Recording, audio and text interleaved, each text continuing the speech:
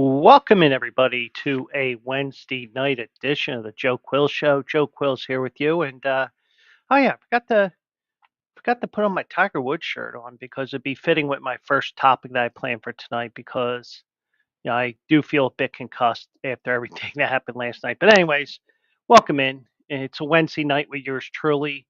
Going to get things going here in a couple of minutes here, and you see everything we're going to be talking about there on the bottom of the screen.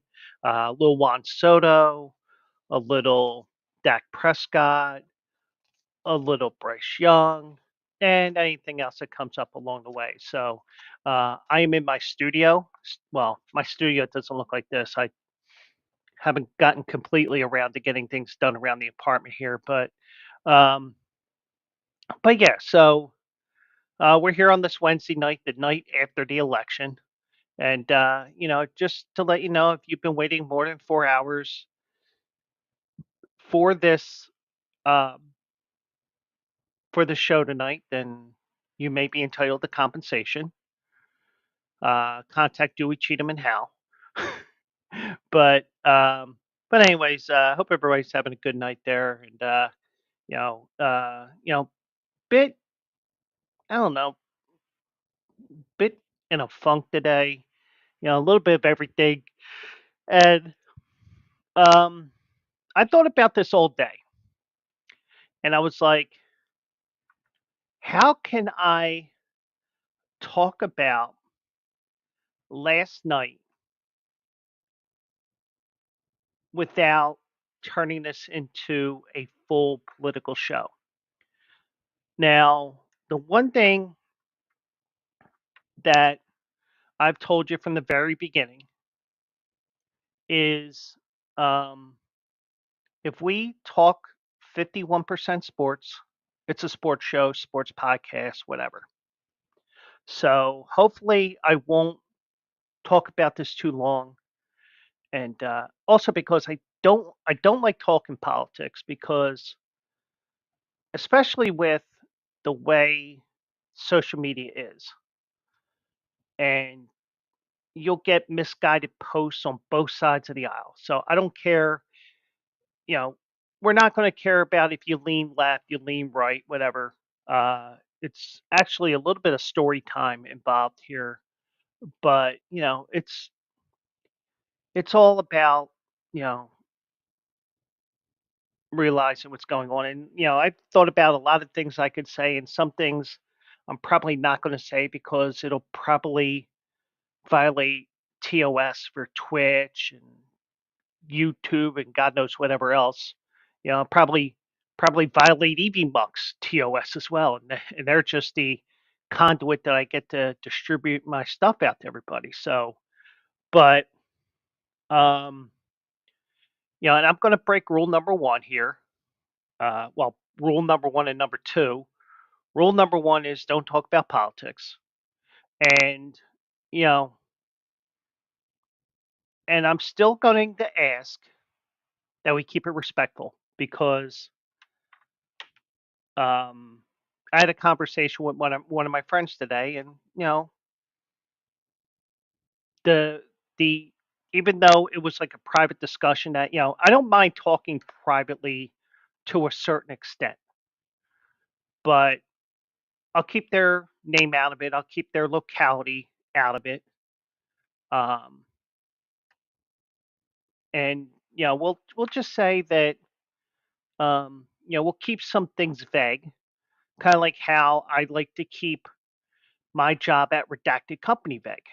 So um, So the one thing I would tell you guys is, you know,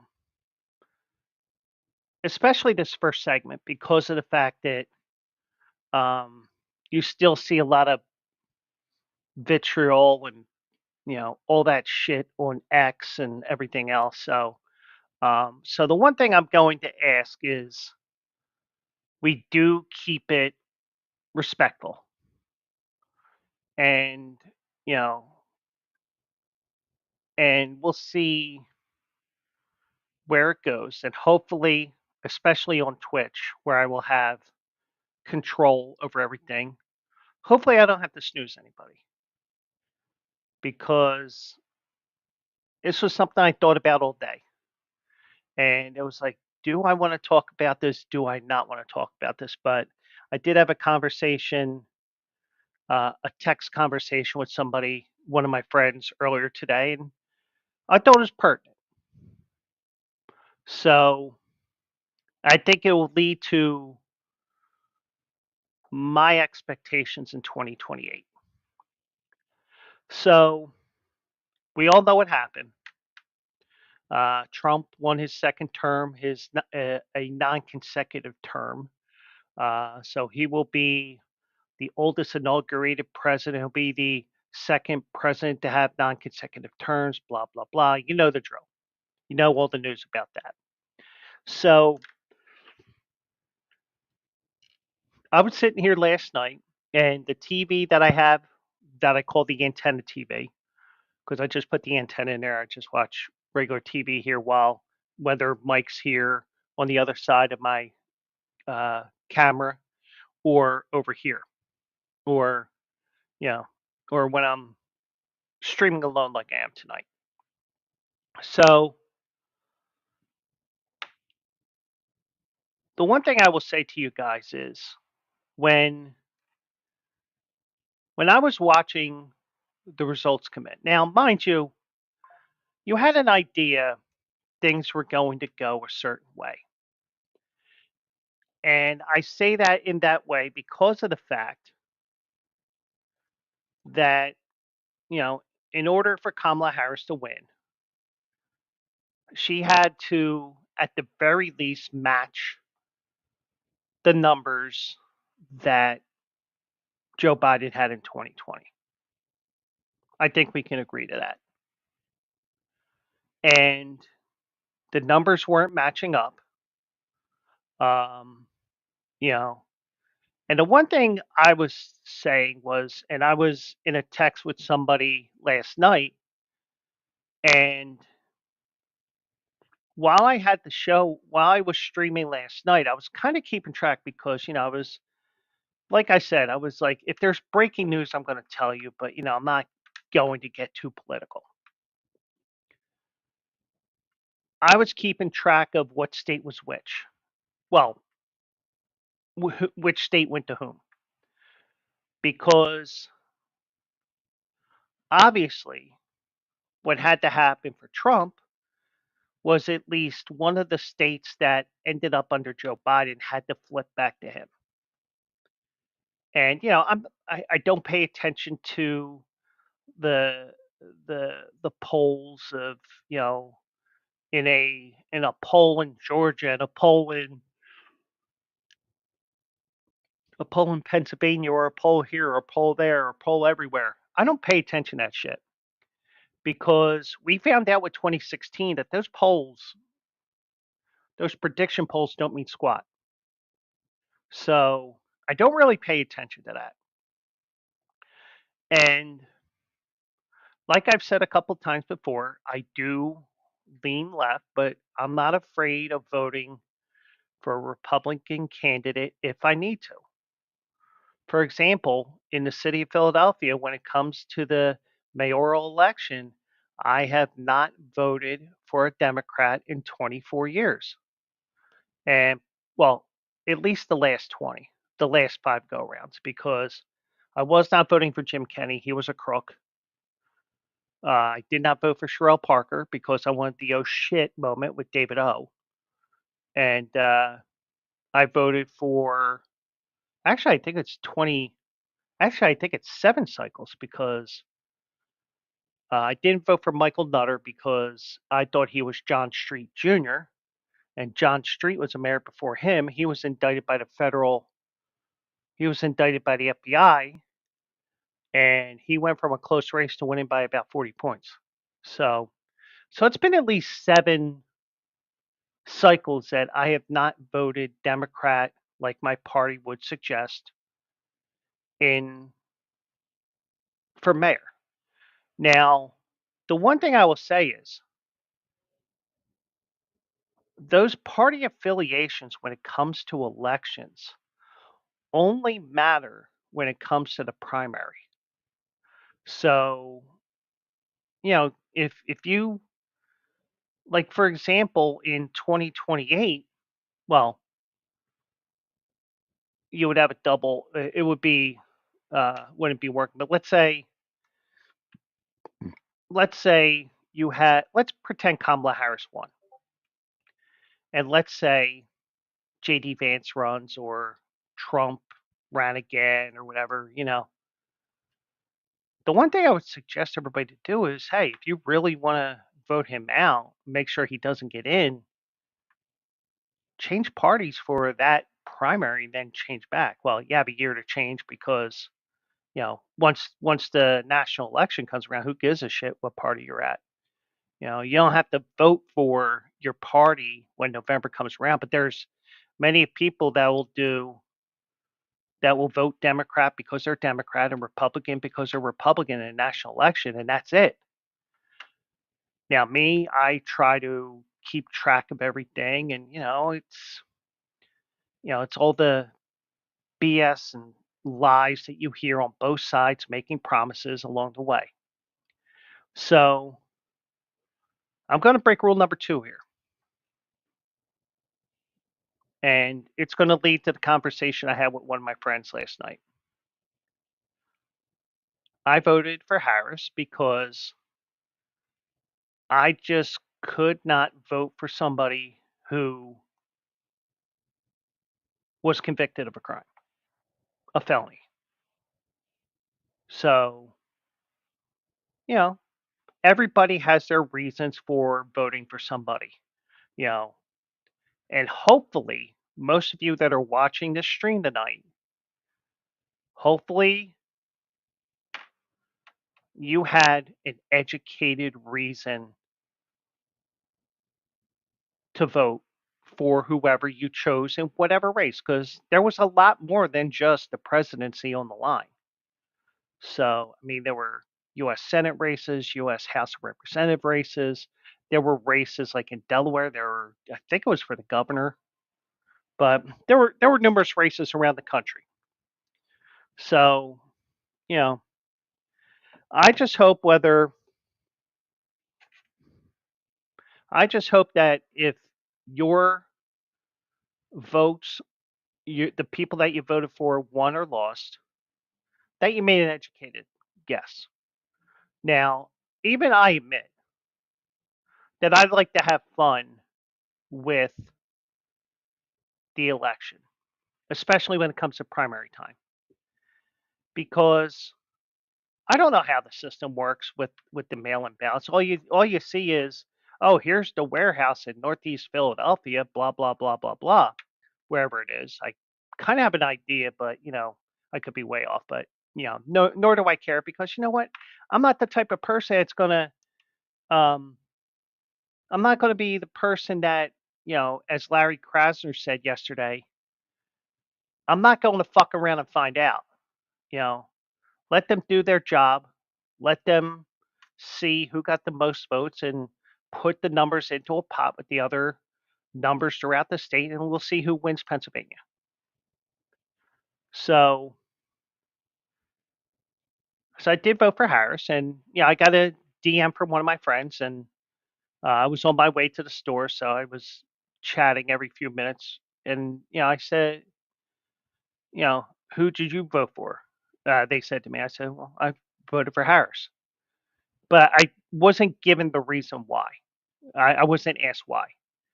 And my friend out west, I'll just leave it at that because that way I won't pinpoint where they live or whether they're male or female or whatever. And the thing is, even with me, I'm not worried about the pronouns either. So, the thing is, if you were talking to me person to person and you hear me say she and you prefer your pronouns to be they them, okay, just act like, okay, he made a simple mistake. But if it happens like 6 or 7 times, then yeah, then you can give me a bunch of shit. But and um And I said, "Oh," they had a comment, and I said, I don't know if I responded or they responded quickly enough. Or no, I said, "Who'd you vote for?" "Oh, I voted for Trump." I'm like, "Huh." You know, and the thing is, yeah, I'm not even going to get into details. Yeah, I won't even. Yeah, I wasn't planning on getting the details why they voted for them.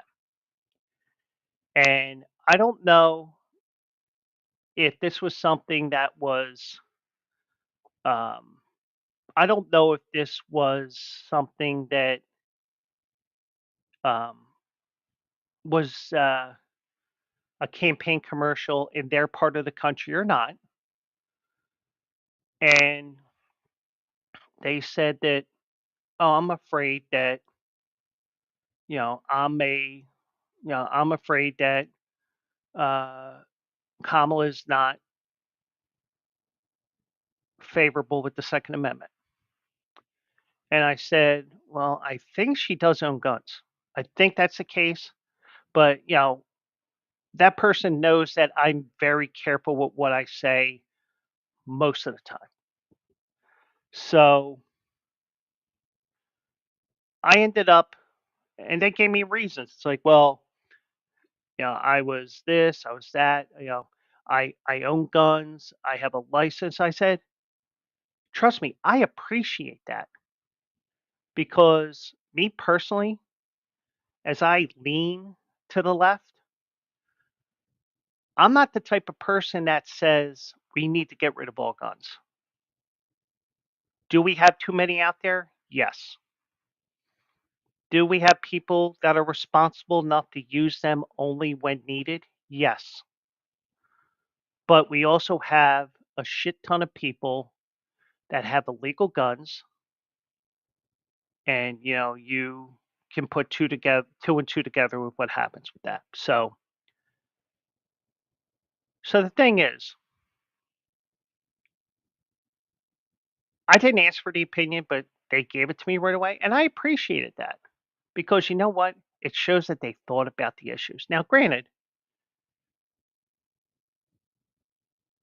we know that whether it's Kamala or it's Trump, or we can go through the history of politics. Most campaign pledges are lies. Well, I don't think that they can be lies. I think you make campaign promises, and sometimes you're not able to lead to lead to what your promises are because, especially on the national level, you have, contrary to what some people believe, there are checks and balances. You have the legislative branch, you have the judiciary branch, and you have the executive branch. They're all supposed to keep each other from not getting too far out of control. So, and I'm just thinking if there's anything else. Ugh, sorry. Um, I apologize for yawning.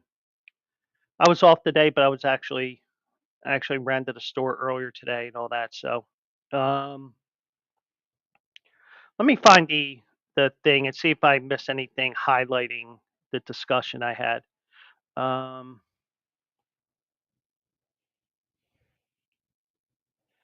and they said the gun is registered to them. I'm like, that's you're doing things the way you're supposed to do it. Now, the only problem I have with the Second Amendment is the word militia in there,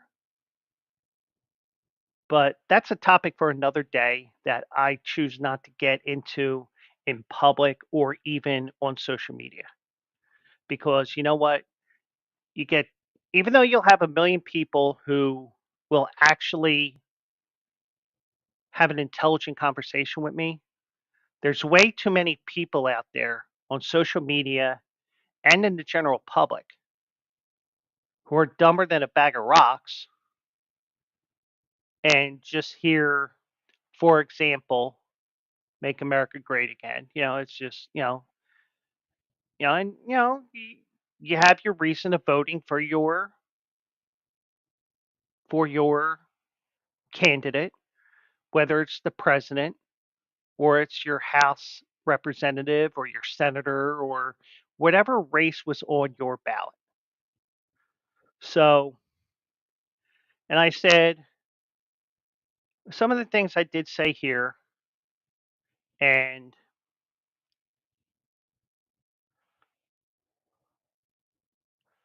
you know, and I said to them, I said, at least this shit's all over, which is true because everybody was joking around. Oh, we don't have to deal with these ads during football games and stuff like that. Which, thank God, that's true. Um, I said I'll have a snarky comment now and then, but I'm not going to get too deep into the topic because I did post one on my Facebook yesterday, and they said, "Yeah, I'm staying away from that shit too." So, you know, but the point is, and trust me, I could say a lot of things here, and I thought about it all day. I was thinking, do I want to say a couple of things I want to say? And I'm just going to say, no, I'm not going to say it. If I'm going to say it, it's not going to be something that was on the internet. Even if I chose not to record this video, um, or a copy of this would be on Twitch, YouTube, either YouTube or X, I would say that, you know, everything can get twisted so out of control. Trust me, I know that firsthand from the tattoo conversation I had a couple years ago that anything above the neckline is trashy, but they wanted to twist it into everything was trashy. I'm like, no, read. Hooked on phonics. It worked for me. It can work for you, okay? So, they did not enjoy the fact that I did not like tattoos, allegedly. And the one thing is, if you take the time to comprehend what I was saying, from here up is trashy. From here down is not. But the thing is, they never got to the point that I was really going to make about tattoos was that, hey, the art is interesting. I don't want to get a tattoo. I have no desire to get a tattoo, but it's interesting to see the work of arts on your skin. It's just, where does it look like it's not good? So, but things can get twisted a million different ways. And I definitely want to steer clear of a lot of things that I could say, but I won't. But at least it'll be available to somebody who really wants to know what I think because, it'll turn into a he said, she said issue if person A and person B, me being person A, me and another person are talking, and then they tell their friend that, oh, Joe said this about, this, and that. Then it goes to another person. Then it twists into something else because when you when you spread something from one person to the next, you're not giving the exact words that I said. And next thing you know, all of a sudden I'm saying that Donald Trump is the greatest president ever, which is far from the truth. Um, but the one thing I will say is, and I'm scared for the next 4 years, but my reason for being scared is different from women. It's different from the immigrants, even those that are here legally. Everybody will have their reasons. I just look at the grand scale of the country, and I just think that most countries are laughing at us, and so be it. Hopefully it won't be that bad. And I just hope in 2028, when we vote for president number 48, which is technically 46 because Trump had two non-consecutive terms, Grover Cleveland had two non-consecutive terms, the 46th actual person in that office as opposed to counting Cleveland twice and counting Trump twice. Okay.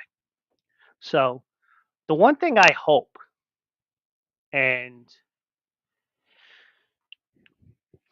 I'm hoping it's the case, I don't know if it'll happen because and this is even non politically related stuff. And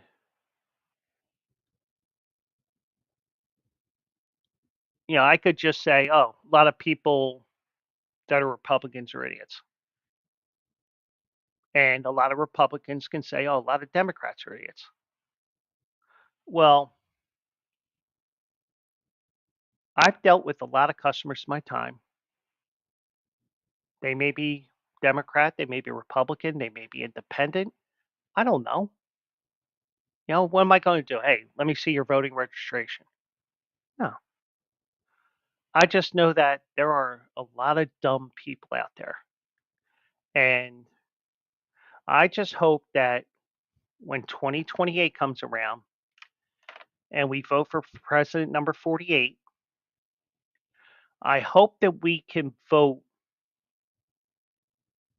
for the best person for the job and not for voting against someone. And we're always going to have that because, there's always going to be somebody who votes against somebody because of abortion, and some will vote because of this. Some will vote against someone because of that. It's always the case. But thankfully,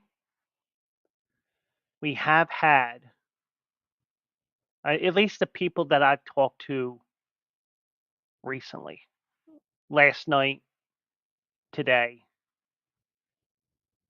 it was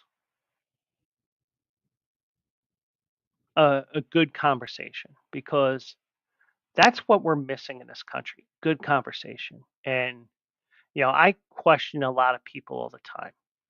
I question people getting super dressed up for Memorial Day and the 4th of July. Well, will you wear that on a random Thursday in August?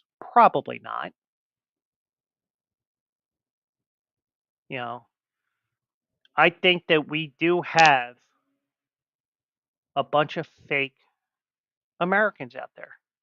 And what I mean by that is they'll show their American pride 2 days out of the year, and that's it. Kind of like the same with, some Cowboy fans. You know, oh, who's your favorite team? Dallas Cowboys. Oh, who quarterbacked to the who quarterbacked the Cowboys to 3 Super Bowls in the 90s? Roger Staubach, Danny White, Babe Laufenberg. Stupid shit like that.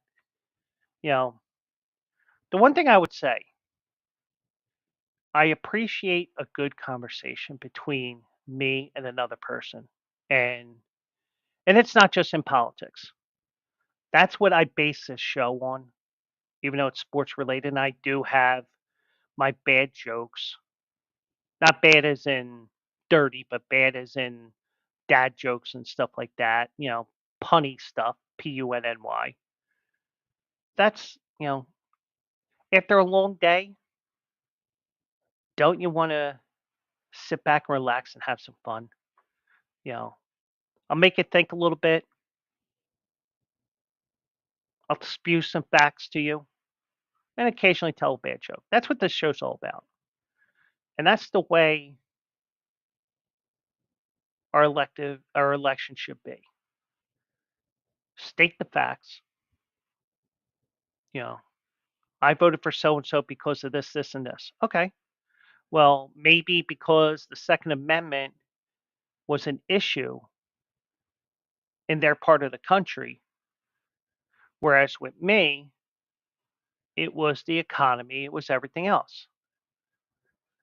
Now, I'm smart enough to know that, not all the time is it the economy.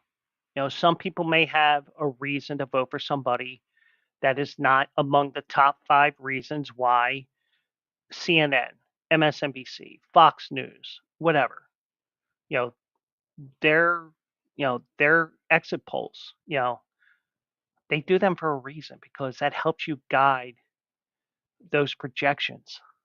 And some people were saying, well, how can they, and I saw one of my Facebook friends post, well, how can they call California 3 minutes after 11 o'clock? Uh, Past history, polling, um, exit polls, all that stuff.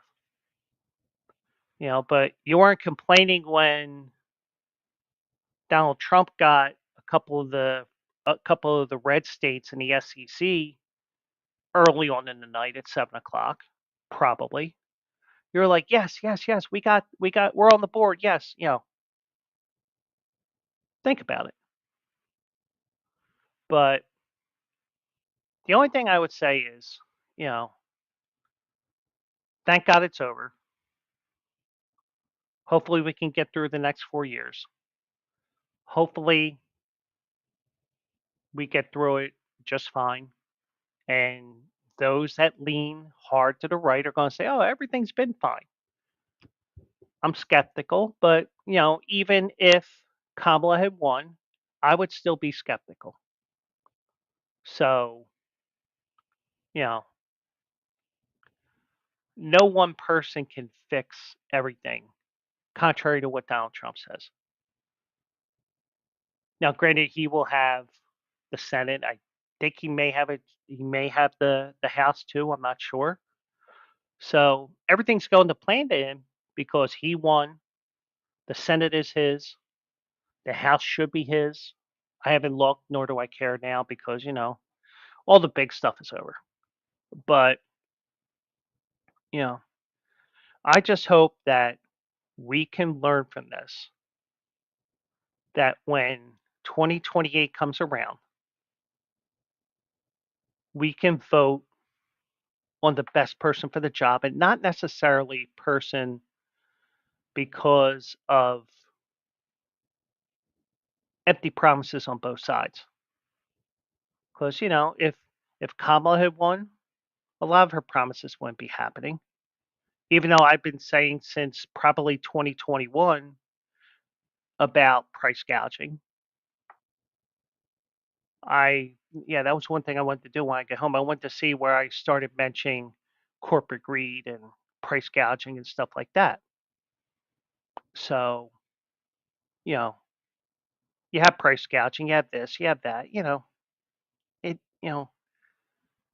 I just, if I bring up corporate greed and price gouging now, it's like, oh, you just said that because of Kamala Harris. Like, no, just check me on Twitter, search corporate greed or price gouging or however I worded it. I probably have to search about 15 times. I'm sure you can find something in 21 or 22, well before anybody was thinking about running for presidency other than Donald Trump. But so hopefully we just get to a point in 4 years where the next go round occurs, and I'm sweating. Um, Hopefully when 2028 comes around, one, we're still around, and two, we can vote the way that we were supposed to vote, the way that our forefathers thought about it when they came up with this thing, this great experiment. That's the best person for the job. So that's it for the um, political thoughts of last night, and um, hopefully we don't have to talk about politics again for a while. So, and as I said before, this is a sports show, but sometimes you do have to talk about certain things, and you have to acknowledge things. But it is what it is. Um, so I did want to talk a little bit about Juan Soto, and personally, I don't think I want him with the Phillies because I don't think he. I mean, and I may be totally off base here, and it may be because his final days with the Washington Nationals, he was sulking like a little baby in the outfield, and it just doesn't look good because you have 10, 15, 20 cameras at any given game. You would actually have you got a camera pinned to you all the time. But he did win the World Series with Washington. Yeah, that's probably why he was sulking. It's like, man, this sucks because everybody that was on this team that won left, whether it's free agency, trade, retirement, whatever. So got traded to San Diego, got traded to the Yankees. Well, Juan Soto is now a free agent, and according to this article, Juan Soto will take his time surveying the free agent market before signing with the team, according to Scott Boras. No, Scott Boras is talking about what he thinks here because Scott Boras will try to milk every nickel and dime out of the teams. If he can get 61 million and a penny per year from one team, and then the other one says, "Well, we'll pay you 61 million and 2 cents." You know, I mean, I'm talking microscopic amounts when you talk about those huge amounts for 1 year. You are going to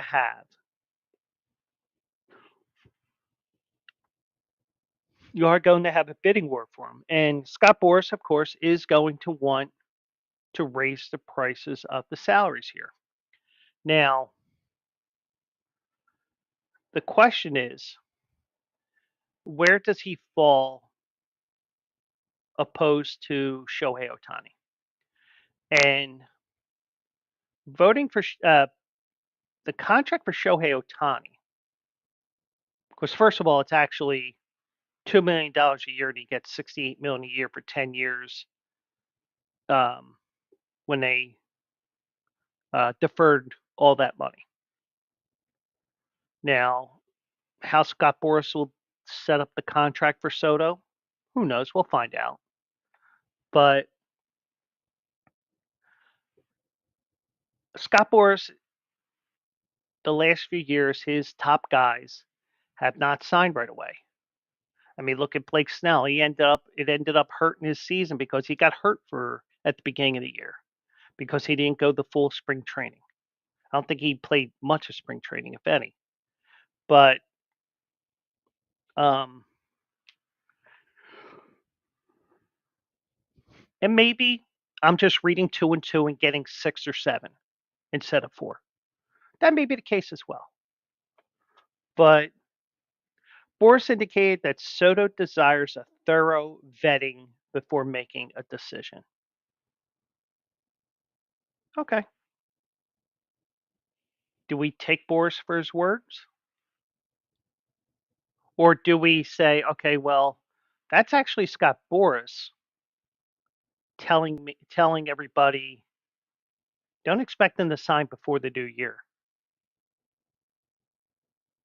Or with a couple of guys that he lost, I think Nick Castellanos fired Scott Boras and he's representing himself now. So that may be, and I mean, I know I know Castellanos is representing himself now, but I think it was Scott Boras. So the guys that are represented by Boras, they always seem to be late to sign. They always seem to be working to get that extra dollar because if you're a player, that's a good thing that you're getting a little bit more and you're growing the payroll and all that. Average salary per person, let's say. The AAV, as they like to call it in articles. Because what you want to do is you want to not only grow the game, you want to grow the salaries for your other the other players around the league. So you do want to do that. And you do want to make sure you want your cut of what the owners are making through ticket sales, through concessions, uh, merchandise, the jerseys and everything like that, all that stuff. Um, you know, all the revenue streams that owners have, the TV contracts, all that. So obviously, you want a piece of that. And if you're a top player like a Juan Soto, especially with the fact that he's only 26 years old and he's been in the league 6 or 7 years, or maybe even 8, you're going to get that big money. And the way that these contracts have been laid out over the last 3, 4, 5 years, especially by Scott Boras, because Harper's represented by him, a couple of the Phillies are represented by him as well. You know, especially if you're a younger player like Harper was when he came to Philly, when Juan Soto became a free agent a couple of weeks ago. You're going to the trend has been. I don't know if Machado is represented by Boris or not. Manny Machado is another one. There's a couple other ones that have these. Trey Turner's another one that has these 10, 12, 14-year deals. But Harper is more team friendly, and Turner's is more team friendly. Now, because Ohtani has set the market artificially, and I know what you're saying if you're listening to this or watching, and feel free to chime in. What I mean by that is it's artificially set for Ohtani because you're technically paying two salaries for Shohei. You're paying for him as a hitter and you're paying for him as a pitcher, realistically. As long as he pitches and as long as he hits, you got a guy who can do two things, which is very rare in Major League Baseball. The only person that I know, well, Michael Lorenzen could have done it, but Major League Baseball killed that with the designated hitter. But Cincinnati a couple of years ago, he was pinch hitting, he was hitting, he was even playing the outfield because okay, we want his bat in the lineup. But obviously, he's nowhere close to Shohei Ohtani, who in any given year can win Cy Young, can win MVP, Silver Slugger, whatever award he has his mind on, or whatever the writers want to give him. Have it. It's yours. That sort of thing. But um, um, Scott Boras said, due to the volume of interest and Juan's desire to hear from teams, I can't put a time frame on it, but it's going to be a very thorough process for him. Personally, that's agent speak for don't expect them to sign right away. Don't expect them to even be in training camp because we're going to get every dime out of these teams. I should be careful with my hand gesture there too, because it almost looks like I made a jerk off sign. But he wants to meet people personally.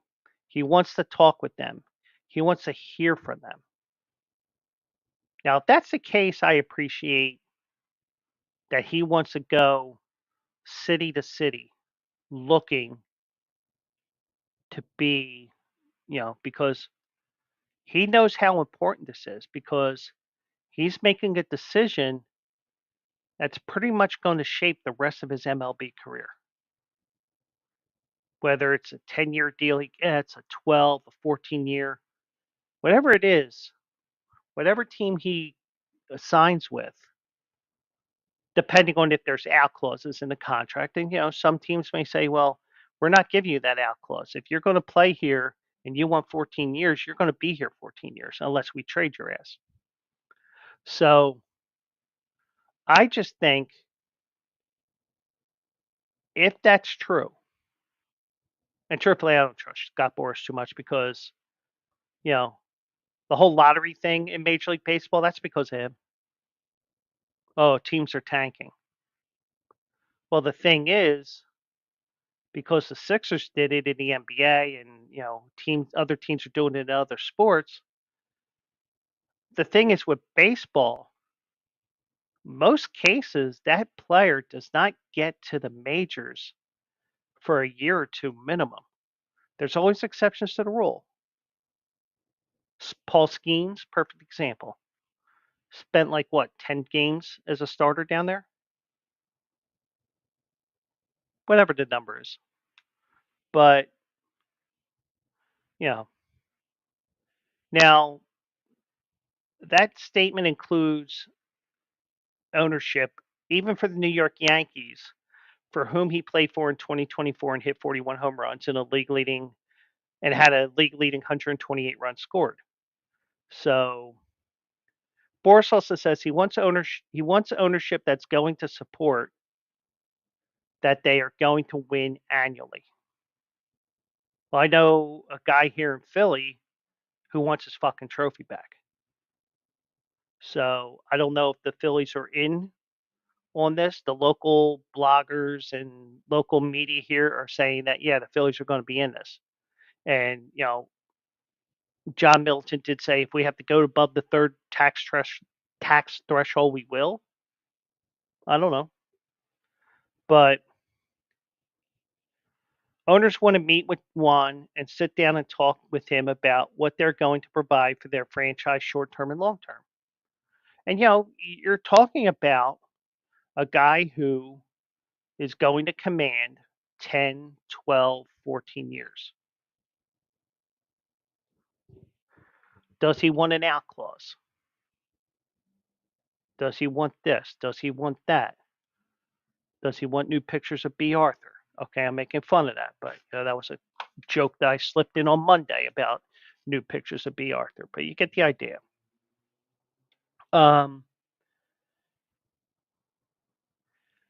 Soto's overall deal, according to this article, is likely to be at least the second largest in MLB history behind Shohei Ohtani's 10-year, $700 million contract with the Dodgers. So, are we looking at 550? I mean, if we're just saying 10, let's just use that because the math is so much easier. Are we talking about 10 for 550?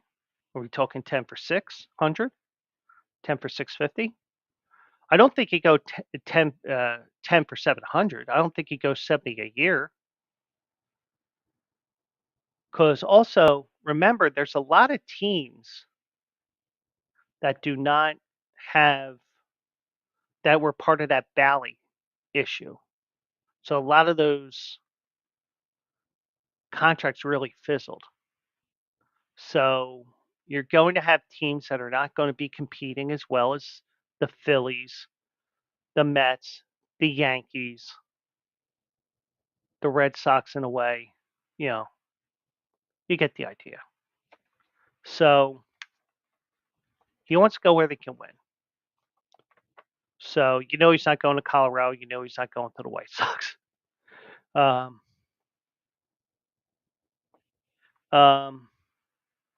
Bars refused to compare Soto with Ohtani, and I don't think Ohtani is a Boras agent, but um,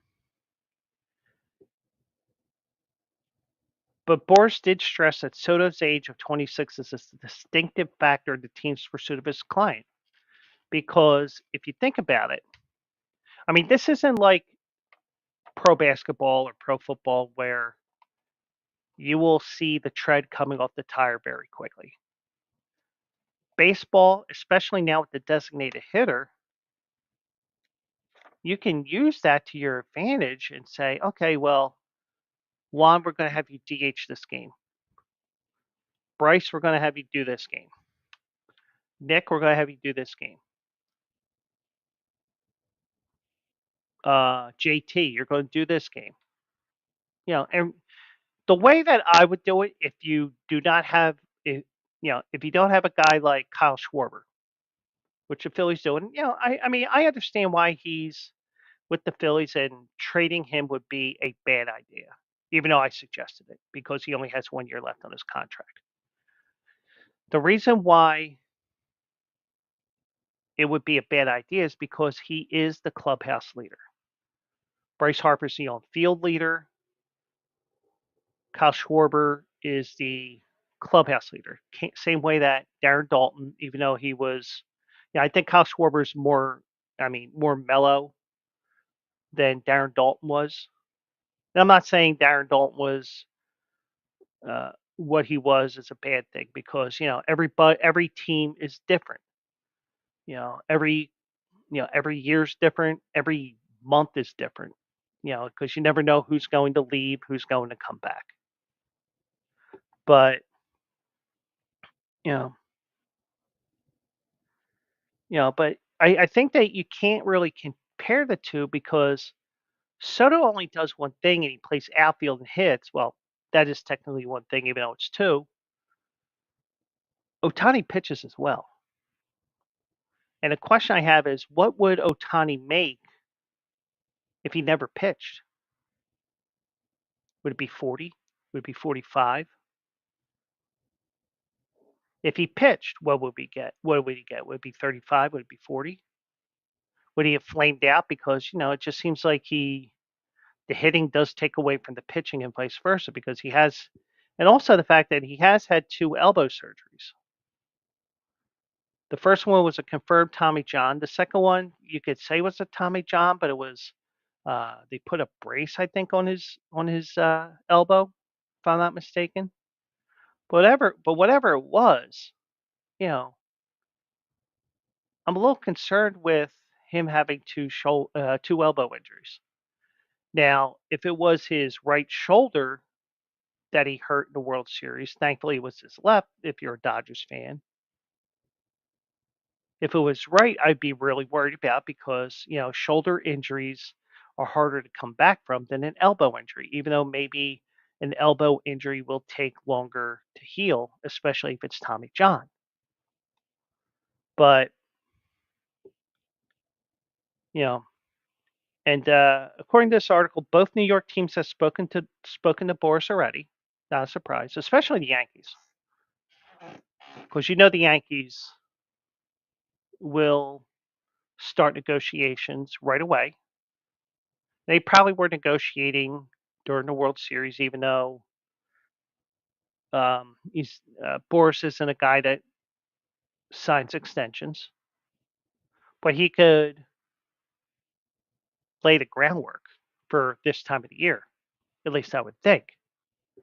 Um, so both New York teams have talked to Boris already, and big name markets like big market franchises that could be in play for his services, including San Francisco and Toronto. Now, the only problem with Toronto is you would pay taxes in Canada and the United States. So, but Boris was also asked about the competitive tax balance on payrolls, how it could impact Soto's free agency. He said, I don't think tax considerations are the focal point when you're talking about a business opportunity where you can make literally billions of dollars by acquiring somebody like this. And that may be the case. But you also have to think that, one major injury and your career's over too. I mean it's not like football where you blow out your knee real bad and it's more than just an ACL, it's the whole knee, you get what I mean. So, but Boris and Soto are only at the beginning stages of what could be a drawn out process. Uh, One thing that's going for Soto in Boris's estimation is that Soto is pretty well known considering he's already been on 3 teams and played in 43 playoff games. So now I would be a little concerned with being on 3 teams in 7 years. Now, granted, Washington did him a solid and traded him to San Diego. San Diego wanted to purge payroll, and they traded him to the Yankees. And I don't know if that was okay. Well, we'll trade you, but because I don't know what the contract status is of Juan Soto last year, but I'm sure that they dealt in good faith. It's like, okay, well, we want to keep you, but if you want to, where do you want to go? It's no guarantee, and we don't know what his trade clauses were in the contract because he doesn't have the 10-5, which would mean that he did not have 10 years as a of MLB service, and he did not have 5 years with the current team. So I would say this: would he be a great fit for these big market teams? Yeah, I'm sure he'd be a great fit for the Phillies. But I'm just worried about the clubhouse portion. And maybe I just read everything wrong that one weekend when he was here in Philly and he was sulking like a little baby. But maybe he's the guy that opens that window back up a little bit for the Phillies, for example. I'm sure he would open the window wider for the Yankees if he were to return there, despite that they have Aaron Boone. I'm sure that they would. I'm sure that he would keep the window open for a long period of time with the Mets.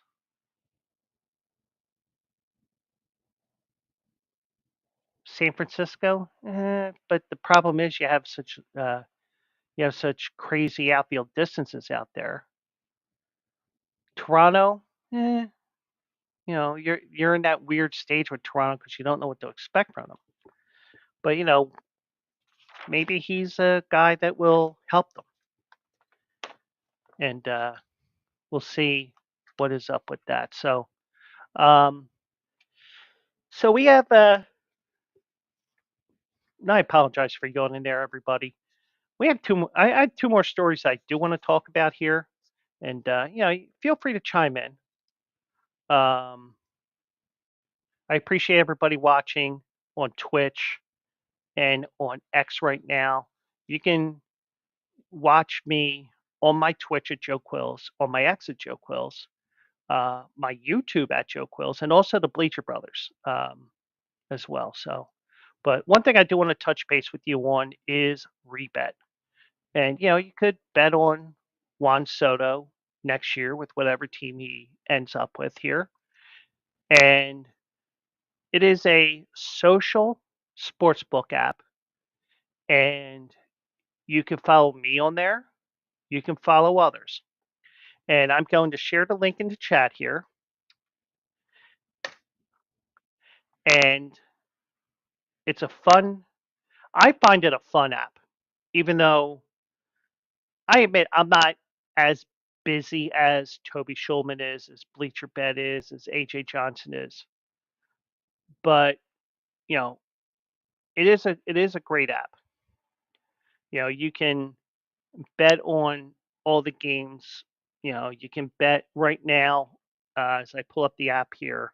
Let me pull it back up here because I had it up earlier because I thought I was betting on a game for a college football game for tonight, and here it was tomorrow. But some of the things you can bet on as of right now, you can bet on the NFL, NCAA basketball, which just started on Monday, the NBA, the NHL, the Premier League, college football. Uh, and then there's TT Elite. I have no clue what that is. Is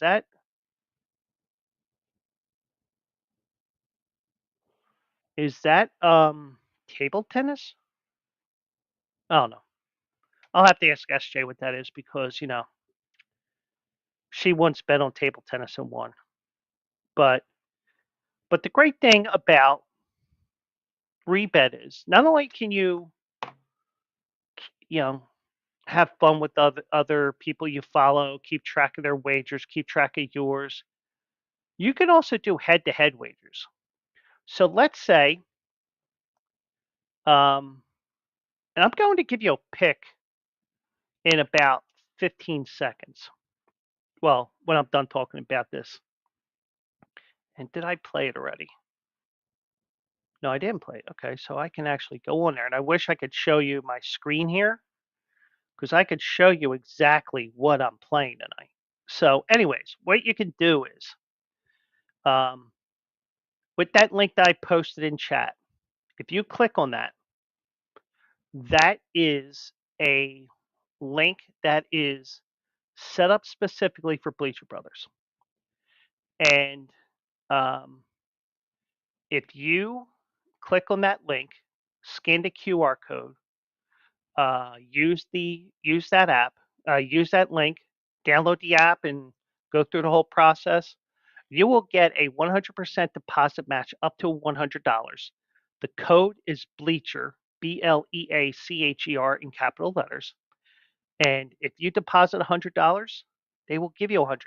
So you'll have $200 to play with right away. And let's say you're like me and you're going through rent week and you don't get paid the Friday. They also have coins there. Now, the way that I look at it is a little bit different from the way AJ does. I look at it as a way to keep sharp mentally and picking games from time to time. And I'm going to be doing that in a second here.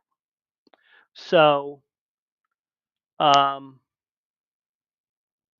so what I will say is check out this app, and also you can also go head to head with somebody. So let's say tomorrow night's football game. I think it's Baltimore and Cincinnati. You know, let me double check that here for you. Yes, Baltimore and Cincinnati. So let's say, oh, Baltimore's going to win this easily, blah, blah, blah.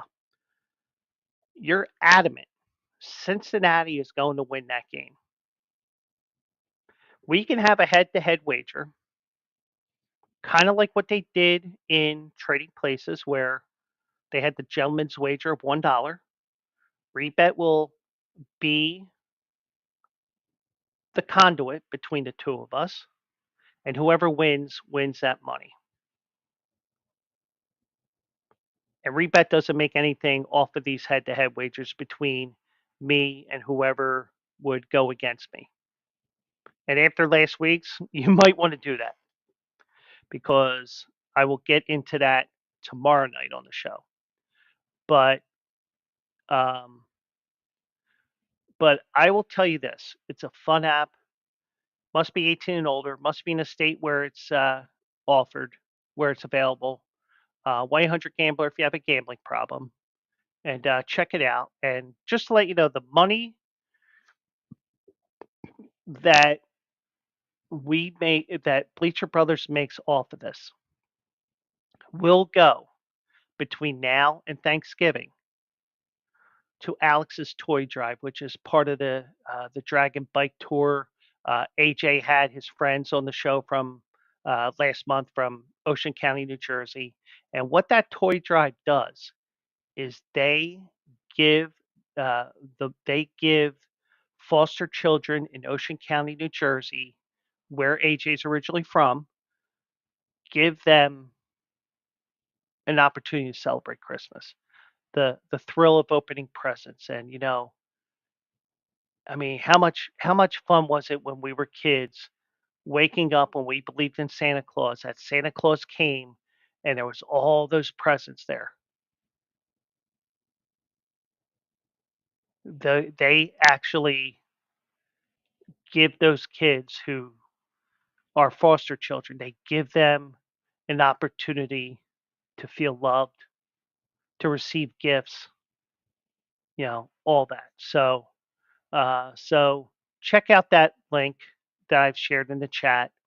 Um, we'll and the money will go towards Alex's toy drive, and hopefully, not only do you get to enjoy a fun app, um, we will also give the kids a Merry Christmas as well. So that is one thing I did want to mention there as well. So we're back in the studio here.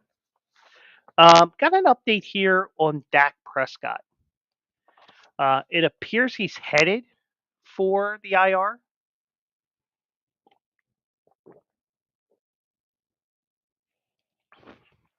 and Mike's making fun of me, and he knows why I'm using this background because of the fact that behind me's a mess.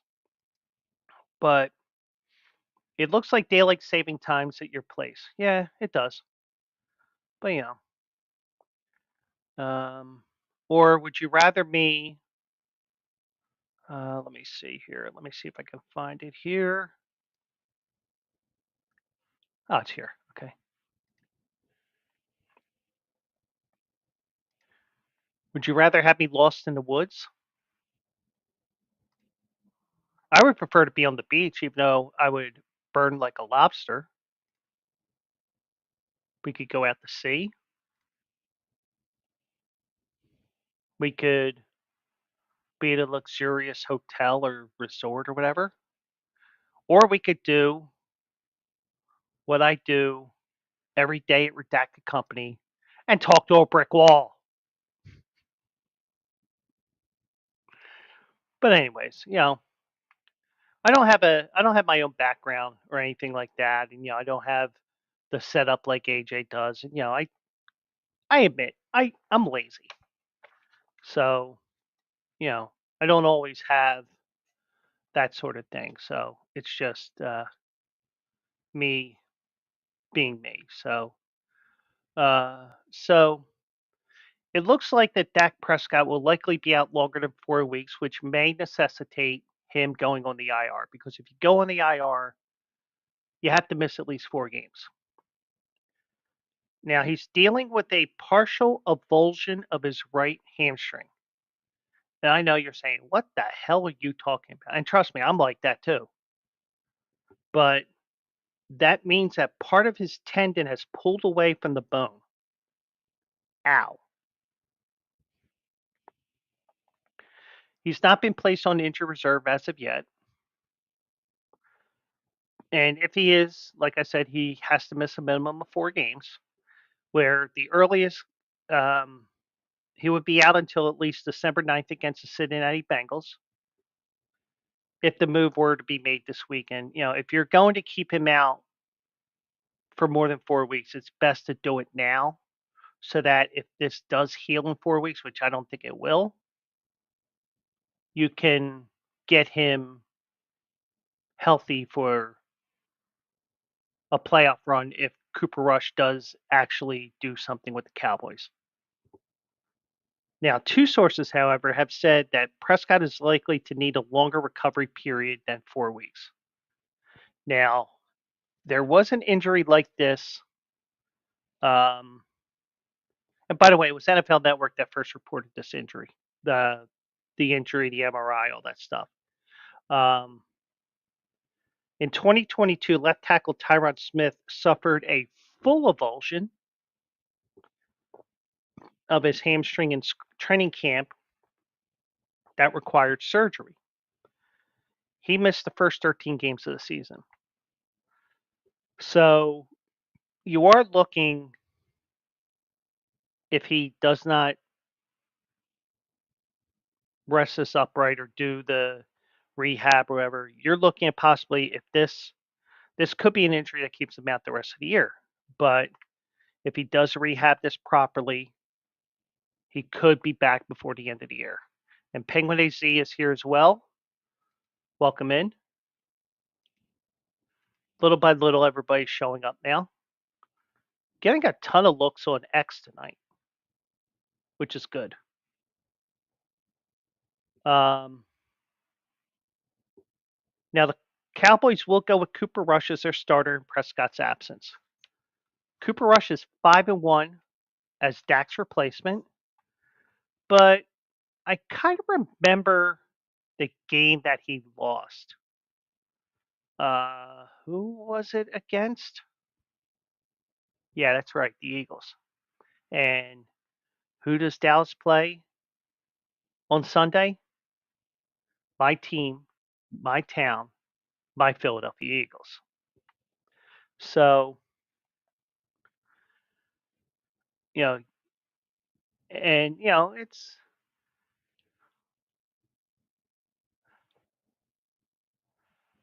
and there's another thing that I have to work on because I forgot to do the one that Voltaire did last night where he typed too much stuff. Um, I have to worry about the caps now. Okay. So I'm just looking for something here. One second.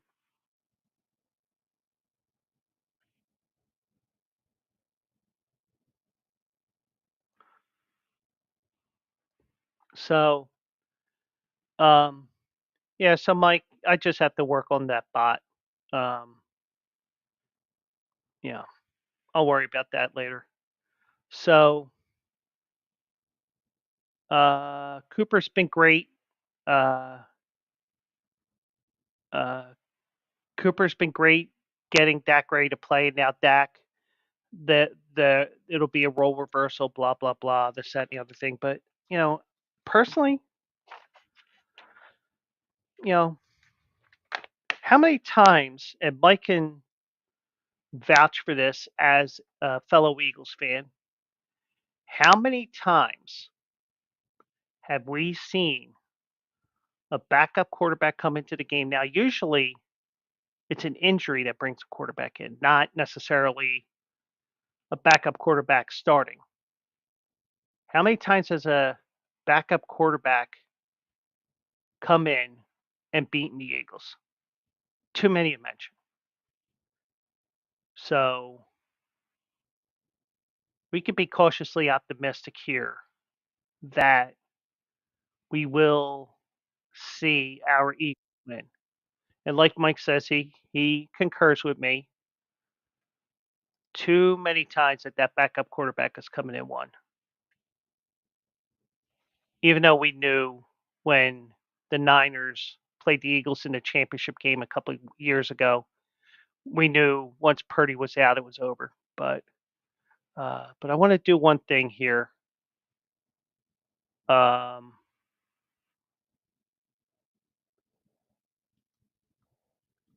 I said I would do this, and if I don't do this, I'm going to forget. So, and let's hope this comes up here because if I don't log in, um, I might have to log in. You'll see my zero balance on here. But the only reason why I use DraftKings for my picks is because I've used their lines for the last couple of years. So that's the only reason why I use it. Even though I did talk about rebet earlier. So we are going to. Okay, good. It did come up here, so that's good. So I'm going to share my screen here. Now I teased this on the Bleacher Brothers show tonight that I was going to pick a game here.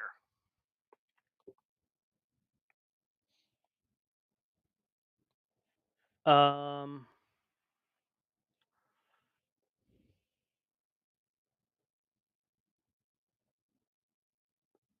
let me pull it up here.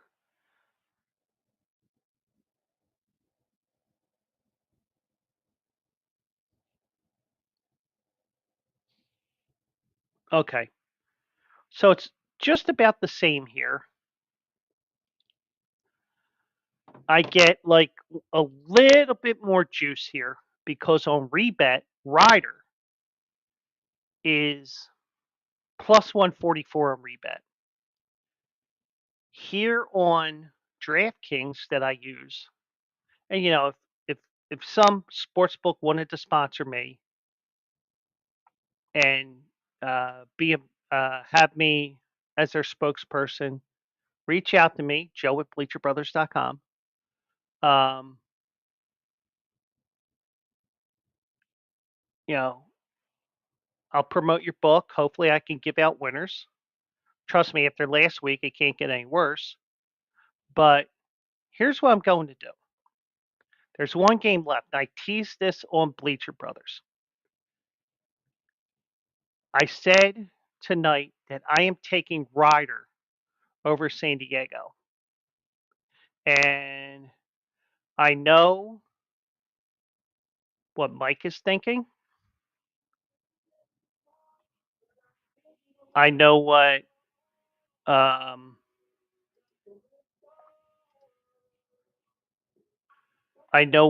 Penguin AZ is thinking. And just change this into plurals here.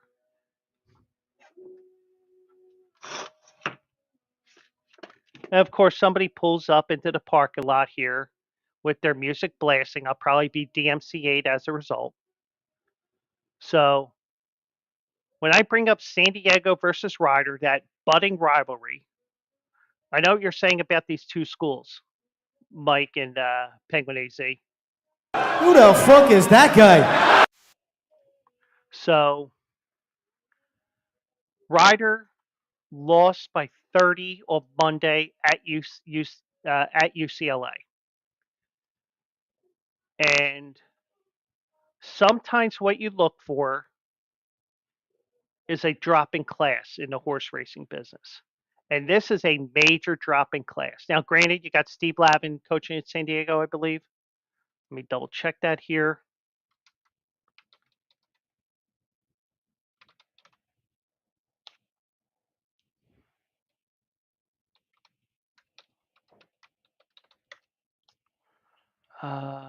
Steve Lavin is the head coach of the San Diego Toreros. But, Ryder from Lawrenceville, New Jersey, they probably got a ton of money from UCLA to be their bitch for the night on Monday night. So they're still out there in California. They took the ride down the 5 to San Diego. I'll tell you what, that drop in class I'm talking about here, let's take Ryder outright, plus 145. So that is an impromptu Philly fade. Hopefully, we can get out of our losing streak and we can eat into that deficit that I've dug an even more massive hole with here. So Ryder plus 145. If you play it on rebet like I just did, it's plus 144. So almost no difference. So if I were to place a wager on DraftKings, where I'm showing you on the screen here, I would get about 12 cents more than the other one. So I'm going to stop sharing that. So that is my Philly fade for the night. Taking Ryder over San Diego tonight.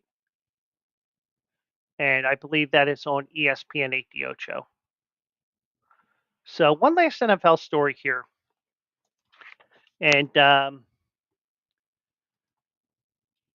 this is the game that's occurring in Germany on Sunday. Bryce Young will be starting on Sunday against the New York Giants in Munich. Dave Canales announced Wednesday that Young will get his third straight start in the 9:30 a.m. game at Allianz Arena. 9:30 our time, 3:30 in Germany. So, um, Canales said this is about progress from one week to the next. I talk about finishing all the time. That's everything. Finish plays, finish practice, quarters, halves, finish games. And when I read on with this, and I'll get to some of the other points I highlighted here, I think what he's trying to do with Bryce Young, if he can do it, is he tore everything down with him. And it's like, okay, well, let's pretty much start from scratch here. And he got the opportunity with Andy Dalton getting in that car accident. And it has been unfortunate that in a way, Andy Dalton loses the number one job, which was tenuous at best. I mean, you can say that. Um, it's a shame that Andy Dalton lost it, but he was only 1-4. He wasn't doing much better than Bryce Young. But then again, the whole team shit. But Bryce Young did win his third career game last time out. He's now 3-17 in his career. But you know, Canales did say he did a fantastic job of finishing the game the right way, finding a way to win and really battling that way. And I think Canales is trying to do everything he can to have him succeed in the National Football League, little by little, baby steps. I, it's pretty obvious that Carolina's going nowhere this year. So why not give him the chance to be the quarterback that he is expected to be? And he may not pan out. Many quarterbacks have uh, shit the bed. Many quarterbacks have failed. But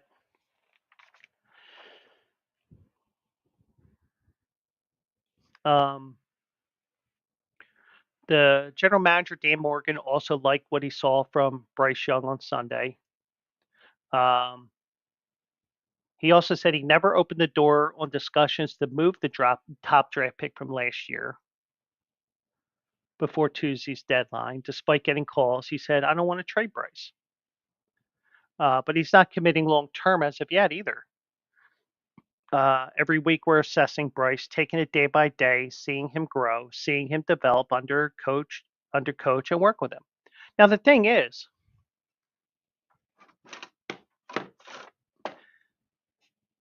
as the music has stopped and I open that window back up because it's getting hot in here. The one thing I will say is, I think they have a plan to see if he will sink or swim. And it's one game at a time, one quarter at a time, one drive at a time, one play at a time. I think Dave Canales is a coach that can be a quarterback whisperer. He did it with Baker Mayfield last year. I think he's going to be a mad scientist and put him back together again. Whether that happens or not, we'll see. He came from Alabama. Yes, I will confirm that for you here as well. Um,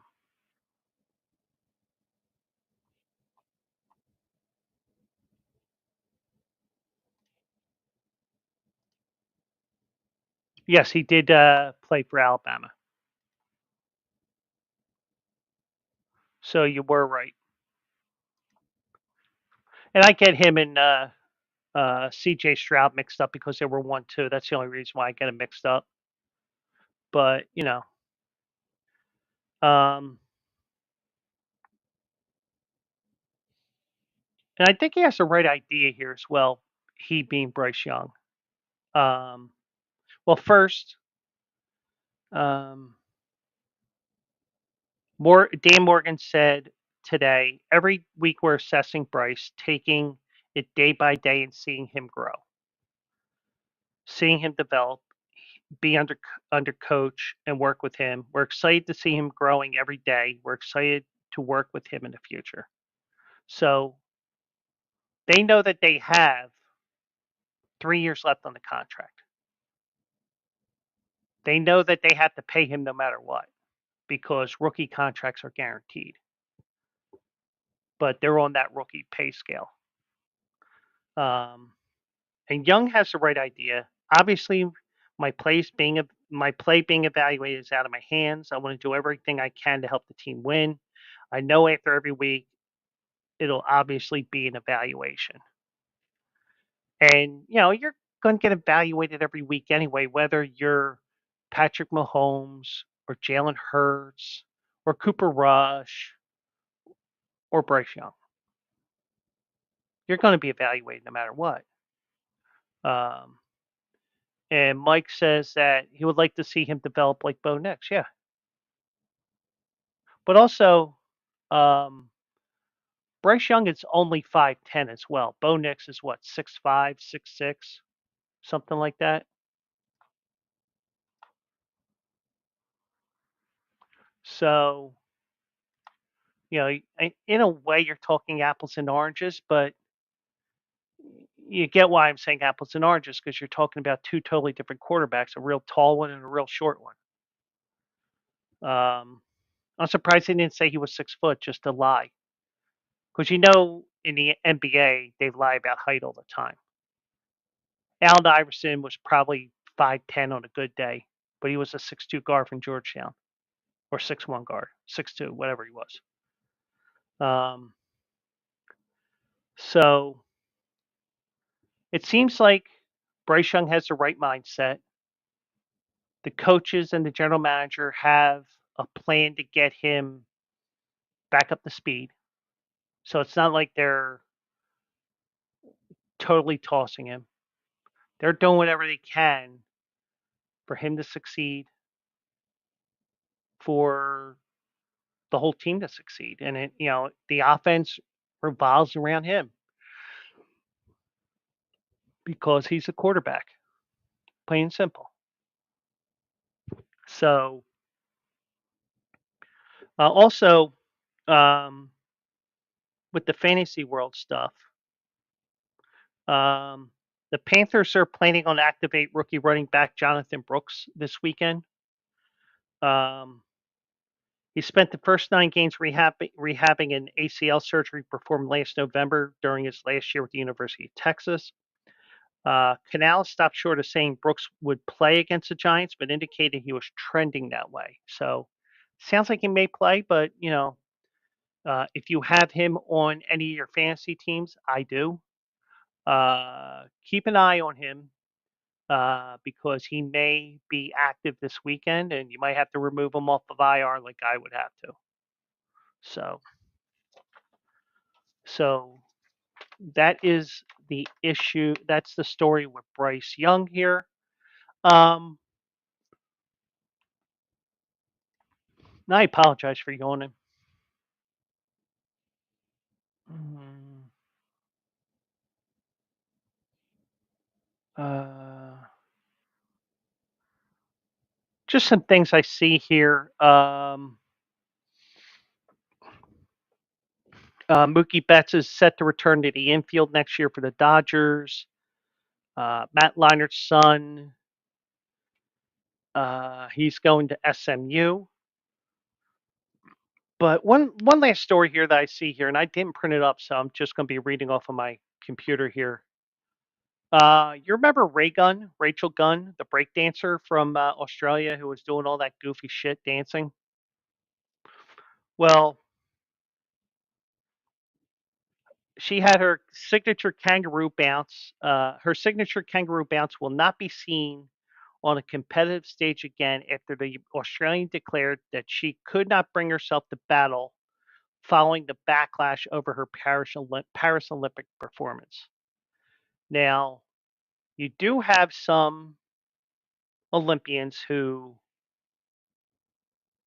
can focus solely on their sport, like, for example, NBA, golf, those athletes that are pro, but they're Olympians despite that, because we've got rid of that amateur status thing decades ago with the Olympics. But um, so Rachel Gunn, who is a university lecturer, became an overnight sensation after losing all three of her round robin battles by a combined score of 54-0 when breaking made its Olympic debut at Place de la Concorde. She was mocked online and in mainstream media for everything for her moves to her green official team uniform. Um, she said she will still be breaking, as they call it, but not competing. She told Today FM, which is an Australian station, I'm not going to compete anymore. No, I was going to keep competing for sure, but that seems really difficult for me to do now to approach a battle. Yeah, I mean, I still dance, I still break, but that's like in my living room with my partner. It's been really upsetting. I just didn't have any control over how people saw me or who I was. Now, if you're wondering, breaking or breakdancing has been dropped from the 2028 Olympics in Los Angeles. So you won't be seeing that next year. So um, um, now there was an online petition, and we can get into all the bullshit that went on with the election. All the accusations that flew about, oh, they're cheating, they're doing this, they're doing that. Where's the proof? So apparently, going back to this story, an online petition accused Gunn of manipulating the qualification procedure to earn her Paris spot. Um, the petition attracted 50,000 signatures before it was removed at the request of the Australian Olympic Committee. The AOC also refuted a claim that Gunn's husband, Samuel Free, who was also her coach, was involved in her selection. Gunn said the conspiracy theories were totally wild, but I just try and stay on the positives, and that's what gets me through. Um, the people that have like said, you have inspired me to go out there and do something that I've been too shy to do. You brought joy and you brought laughter. We're all proud of you. So, but it's exactly what I'm talking about with like all the bullshit that's going on out there, and why I'm glad that this election is over. I don't have to listen to anybody's bullshit. Don't have to listen about uh, you know, Trump or Harris or anything in between, any race or anything like that. Hopefully for a little bit. And we will, all that stuff there. So but um and Mike says no more political ads. Yeah, and I approve that message. So um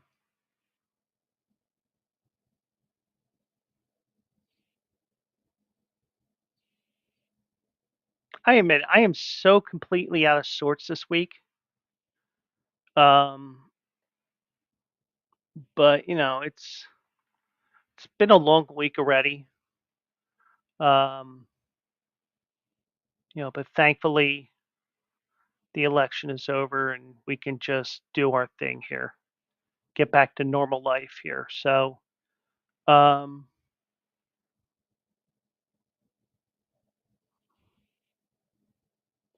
so I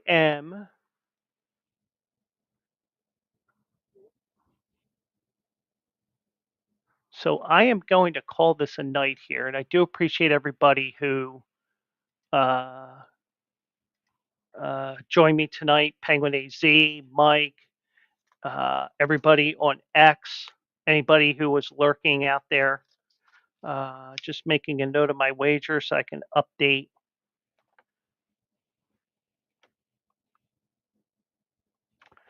So, so I do appreciate everybody, and we'll do it live again tomorrow night at 9 o'clock, and we'll get ready for the weekend. I'll have my Philly fade picks. Hopefully, I'll be on a one-game winning streak after that unbelievably bad performance last week. But we'll do it live again tomorrow night. Hopefully, we'll get some winners out there. So check out Bleacher Brothers for all your sports needs as well. And check out all the promotions, even the ones that we don't necessarily promote all the times. Like we have one with Fanatics, we have one with all different things. If you see an ad there, it's linked to us, and you can help us out there. So that'll do it for now. Thank you all for joining me here tonight, and let's do it again tomorrow night at 9 o'clock. So have a great night, everybody. See you then.